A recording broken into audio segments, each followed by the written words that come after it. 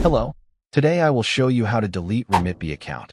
So let's start the main video. First, open the Remitbee website from your browser or simply open the Remitbee mobile app and log in with your account credentials. Enter your registered email address and password, then click on Login to access your account. Once you're logged in, click on your profile icon at the top right corner. From the drop-down menu, select Account Settings. Scroll down inside the Settings page. At the bottom, you will find an option called Close Account or Delete Account. Click on Close Account. A confirmation pop-up will appear asking why you want to delete your account. Select your reason and continue. Remitbee may ask you to verify your identity for security purposes. Enter the verification code sent to your email or phone number. After verification, you'll see a final confirmation screen.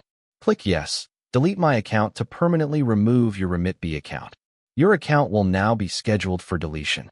You'll also receive a confirmation email from Remitbee regarding your account closure. And that's it. Thanks for watching.